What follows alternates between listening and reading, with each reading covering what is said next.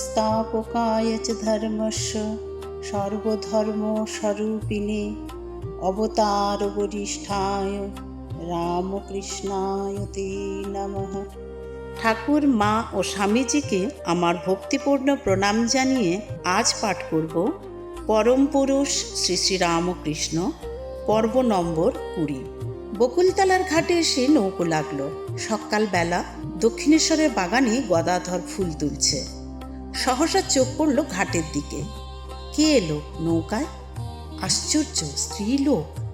কিন্তু এ কি তার অদ্ভুত বেশবাস! পরনে গেরুয়া, হাতে ত্রিশূল, ঘাড়ে পিঠে অসম্বদ্ধ চুল। এ যে সন্ন্যাসিনী। এ এখানে এলো কি করে? এখানে তার কি কাজ? কে তাকে পথ দেখালো? তাড়াতাড়ি নিজের ঘরে ফিরে এলো গদাধর। ডাকলে হৃদয়কে। ওরে দেখ গিয়ে, ঘাটে এক ভৈরবী এসেছে। কি তার গায়ের রং, কি তার চোখের ছটা, কি তার ভঙ্গির তেজ! চাঁদনিতে রয়েছে।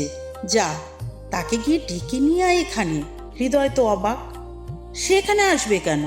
তুমি ডাকলে তার কি? তুই যা না, গিয়ে বল আমি এখানে আছি, তাহলেই সে আসবে। তাই গেল হৃদয়। গিয়ে দেখল ঘাটের চাঁদনিতে ভৈরবী বসে আছে চুপচাপ, যেন বা তারই সংবাদে প্রতীক্ষায়। বললে তার মামার কথা। মামা যেতে বলেছে তাকে। হৃদয় তো অবাক। এক বাক্যে উঠে পড়ল ভৈরবী। বিনা প্রশ্নে অনুসরণ করলে চলে এলো গদাধরের ঘরের দরজায়। গদাধরকে দেখেই আনন্দে আর বিস্ময়ে কেঁদে ফেলল। বললে উচ্ছ্বসিত হয়ে, বাবা তুমি এখানে? শুধু এইটুকু জেনেছি তুমি গঙ্গা তীরে আছো। সেই থেকে খুঁজে বেড়াচ্ছি তোমাকে, এতদিনে দেখা পেলাম। বছর 40 বয়স হবে ভৈরবীর। অভিভূতের মতো তার দিকে তাকিয়ে রইল গদাধর। বললে, আমাকে তুমি খুঁজে বেড়াচ্ছ মা? কিন্তু আমার কথা তুমি জানলে কি করে? মা মহামায়া জানিয়ে দিলেন। বললেন এই 3 জনের সঙ্গে দেখা কর। 3 জন? হ্যাঁ, আর 2 জনের সঙ্গে পূর্ব বাংলায় দেখা হয়েছে। বাকি তোমাকেই এতদিন খুঁজছিলাম। গৃহহারা শিশু যেন মাকে ফিরে পেয়েছে, এমনি আগ্রহে গদাধর আঁকড়ে ধরল ভৈরবীকে। কত দিনের কত সুখ দুঃখের কথা বলতে বাকি। মা গো, সব বলি তোকে বসে বসে। বাহ্য জ্ঞান থাকে না। অলৌকিক কত কি দেখি শুনি, সমস্ত গা জ্বলে পুড়ে যায়। চোখের পাতায় এক করতে পারি না। সবাই বলে পাগল হয়ে গেছি। তাই কি সত্যি?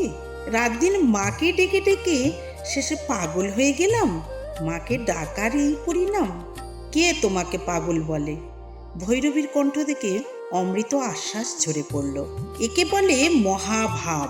এ ভাব চেনে এখানে এমন কারু সাধ্যি নেই। তাই যেমন সব পণ্ডিত, তেমনি সব ভাষ্য। মহাভাব। গদাধরের 2 উন্নিদ্র চক্ষু জল জল করে উঠল। হ্যাঁ, এই ভাব হয়েছিল রাধারানীর, এই ভাব হয়েছিল শ্রী চৈতন্যের। ভক্তিশাস্ত্রের সব লেখা আছে। আমি পড়ে সব দেখিয়ে দেব তোমাকে, মিলিয়ে মিলিয়ে দেখিয়ে দেব। ভৈরবী তার ঝুলি ঘাঁটতে লাগলো। ঝুলিতে খান কয়েক পুঁতি আর 2-1খানা কাপড়, জীবনের পথবাহনে যা কিছু সম্বল। দেবীর কিছু প্রসাদ খাও মা। কিছু মাখন আর মিছিরি ভৈরবীকে নিবেদন করল গদাধর। কিন্তু ছেলে না খেলে কি মা আগে খায় কখনো? গদাধর তাই মুখে দিল খানিকটা, তবেই ভৈরবী জলযোগ করলে। কিন্তু কে মা তুমি সংসার ত্যাগিনী? কেন তোমার এই সন্ন্যাস সজ্জা?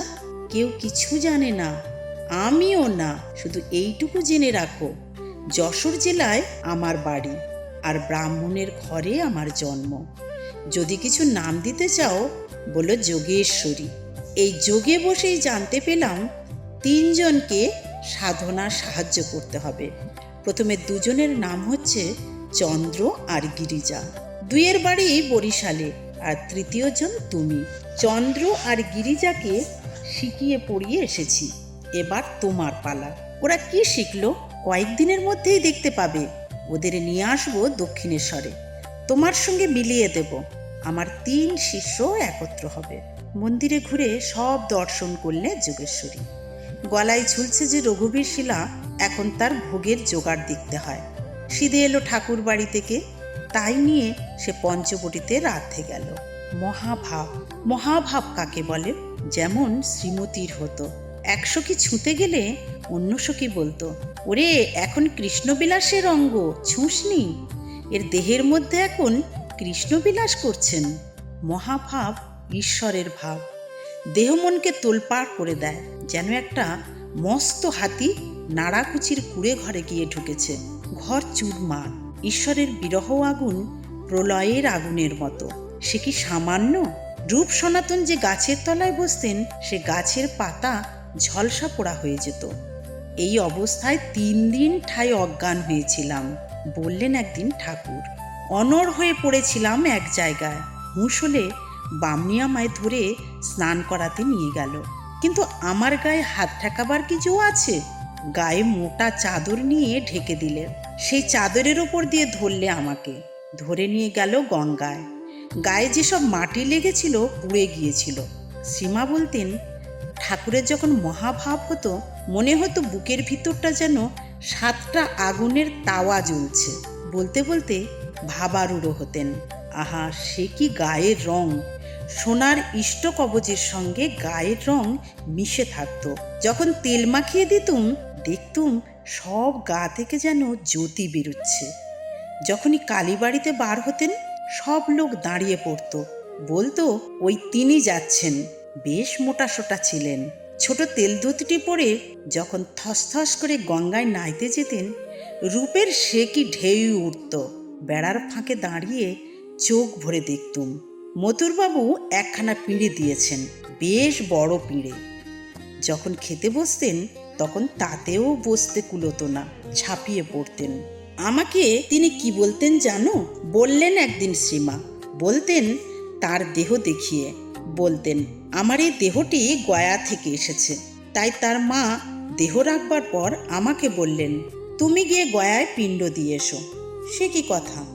পুত্র বর্তমান থাকতে আমি পিণ্ড দেব কি? হবে গো হবে, তুমি দিলেই হবে, বললেন তিনি। আমার কি আর ওখানে যাওয়ার জো আছে? গেলে কি আর ফিরবো? চমকে উঠলুম। কাজ নেই তবে গিয়ে, আমি যাব। বুড়ো গোপালকে নিয়ে পরে আমি গিয়েছিলাম গয়ায়। রান্না করে রঘুবীরের সামনে ভোগ্য ব্যঞ্জন রেখে ধ্যানে বসেছে ভৈরবী। বাহ্যজ্ঞান লুপ্ত হয়ে গেছে, গাল বেয়ে ঝরে পড়ছে আনন্দ বৃষ্টি। ধ্যানে দেখছে স্বয়ং রঘুবীর যেন খাচ্ছে তার সেই নিবেদনের অন্ন। আহা, খাক তৃপ্তি করে, আনন্দে আত্মহারা হয়ে। জ্ঞান হয়ে চোখ মেলে নিজেই আনন্দে আত্মহারা। যে খাচ্ছে ভাত সে গদাধর। অনাহত কখন চলে এসেছে পঞ্চবটিতে, চলে এসেছে অদৃশ্য কোন প্রাণীর টানে, অদৃশ্য কোন নিমন্ত্রণের সংবাদে। ভৈরবীর সঙ্গে চোকাচুকি হতে জ্ঞানভূমিতে নেমে এলো গদাধর। অপ্রস্তুতের মতো বললে, কখন কি যে গোলমাল হয়ে যায়, যত সব আজব কাণ্ড করে বসি। ভৈরবীর মুখে প্রশান্ত অভয়। বললে, বেশ করেছ, প্রাণ যেমনটি চেয়েছিল ঠিক তেমনটি করেছ। ধ্যানে যা দেখেছি তাই প্রত্যক্ষ করলাম চোখ মেলে। আমার আর বাইরের পুজোর দরকার নেই, আমি পেয়ে গেছি আমার রঘুবীরকে, বলে সে খেতে লাগলো সেই উচ্ছিষ্টান্ন, তার দেবতার প্রসাদ। খাওয়ার শেষে এলো গঙ্গা তীরে। কি হবে আর শিলামূর্তিতে? পেয়ে গেছি প্রাণস্বরূপকে। এতদিন গলায় ঝুলিয়ে বয়ে বেড়াচ্ছিল যে শিলাখণ্ড, নিমেষে তা ফেলে দিলে গঙ্গায়। মাকে বলতো গদাধর, মা আমাকে শিখিয়ে দে, শিখিয়ে দে। তোর ছেলে হয়ে আমি কি আকাঠ হয়ে থাকবো? তাকে শেখাবার জন্যেই মা পাঠিয়ে দিয়েছেন ভৈরবীকে, তার জ্ঞানবতী যোগেশ্বরী মেয়েকে। তন্ত্রশাস্ত্রে বিধিবেত্তা বহুদর্শিনী ভৈরবী পুত্রবৎ পড়াতে লাগলো গদাধরকে। কাকে বলে দিব্য দর্শন, কাকেই বা বলে দিব্যান্মদনা, বইয়ের লিখনের সঙ্গে লক্ষণ মিলিয়ে দেখিয়ে দিতে লাগলো। বহু জিজ্ঞাসার সমাধান হলো গদাধরের, হলো বহু সংশয় ছেদন। পঞ্চবটিতে বইতে লাগলো দিব্যানন্দের ঢেউ, চিদানন্দ সিন্ধু নীরে প্রেমানন্দের লহরী। দিন সাথে কেটে গেল অলৌকিক ঘনিষ্ঠতায়, কিন্তু বাইরের সংসারে ঘনিষ্ঠতাকে কি চোখে দেখছে কে জানে। হয়তোবা ভৈরবীর নামে অন্যায় কিছু রটনা করে বসবে। তাই গদাধর ভৈরবীকে বললে, গায়ের মধ্যে তুমি কোথাও একটু দূরে সরে থাকো। ঠিক বলেছ, তবে কোথায় কে জায়গা দেয় কে জানে। তবে যেখানেই থাকি রোজ আসবো আমি গোপালকে নুনি খাওয়াতে। গোপালকে না দেখে যে আমার চন্দ্র সূর্য উদয় হবে না। খানিক দূরে উত্তরে দেবমণ্ডলের ঘাটে বামনি থাকবার আশ্রয় পেল। মণ্ডলরাই সাদরে জায়গা করে দিল তার। চাঁদনিতে তক্তপুষ্পেতে দিব্যে থাকো তোমার খুশি মতো। গায়ে ঘুরে ঘুরে দুদিনেই সকলের মন টেনে নিল ভৈরবী।